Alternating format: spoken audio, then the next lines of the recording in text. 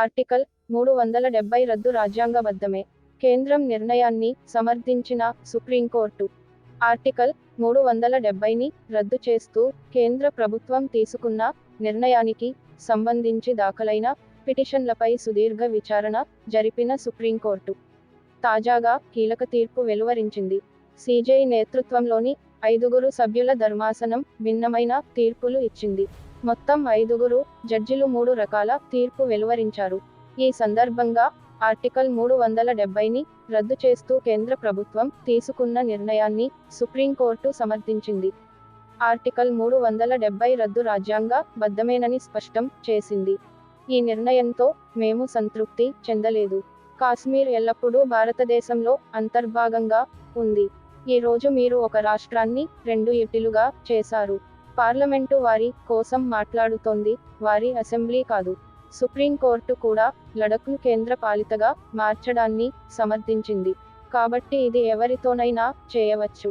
అలాగే ఇప్పుడు రానున్న రోజుల్లో కోల్కతా, చెన్నై, హైదరాబాద్, ముంబైల కేంద్ర ప్రాంతాలను ఏర్పాటు చేసేందుకు బీజేపీ ప్రయత్నిస్తుందని ఎవరూ అడ్డుకోలేరన్నారు. జేడీయూ మినహా అన్ని ఎన్డీఏ మిత్రపక్షాలు కశ్మీర్ నిబంధనలపై బీజేపీకి మద్దతు ఇచ్చాయి. ఆప్, టీడీపీ, బీఎస్పీ వంటి పార్టీలు కూడా బీజేపీకి మద్దతు పలికాయి. కాశ్మీర్ చర్చ మధ్యే టీఎంసీ, ఎన్సీపీ పార్లమెంట్ నుంచి వాకౌట్ చేశాయి. జమ్మూ కాశ్మీర్లో ఏమి జరుగుతుందనే దానిపై రోజుల తరబడి సాగుతున్న ఊహాగానాలకు ముగింపు పలుకుతూ జమ్మూ కాశ్మీర్కు ప్రత్యేక ప్రతిపత్తిని కల్పించే ఆర్టికల్ 370ని రద్దు చేయాలని భారతీయ జనతా పార్టీ సోమవారం పిలుపునిచ్చింది మరియు రాష్ట్రాన్ని 2 కేంద్రపాలిత ప్రాంతాలుగా విభజించాలని ప్రతిపాదించింది.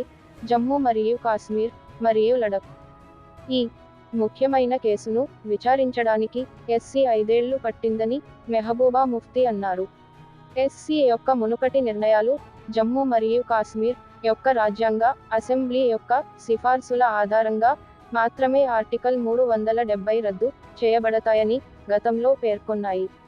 ఈ ఏర్పాటు ప్రక్రియకు విరుద్ధంగా ఏదైనా నిర్ణయం రాజ్యాంగానికి మాత్రమే కాకుండా ఆలోచన యొక్క స్ఫూర్తికి కూడా వ్యతిరేకంగా, రాజకీయ పరివర్తనలకు అతీతంగా పరిణామాలను ఎస్సీ గుర్తిస్తుందని నేను ఆశిస్తున్నాను అని ఆమె అన్నారు.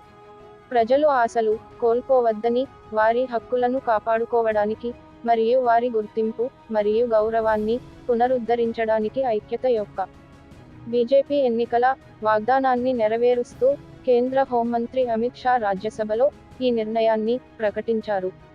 2 ఉద్దేశాల కోసమే ఆర్టికల్ 370 ఏర్పాటైందని గుర్తు చేసింది. ఆ రోజు ఉన్న ప్రత్యేక పరిస్థితులు, యుద్ధం కారణంగా ఆర్టికల్ 370ని తీసుకురావాల్సి వచ్చిందని పేర్కొంది. తాత్కాలిక అవసరాల కోసమే ఆర్టికల్ 370ని ప్రవేశపెట్టారని ఈ సందర్భంగా సుప్రీంకోర్టు వెల్లడించింది.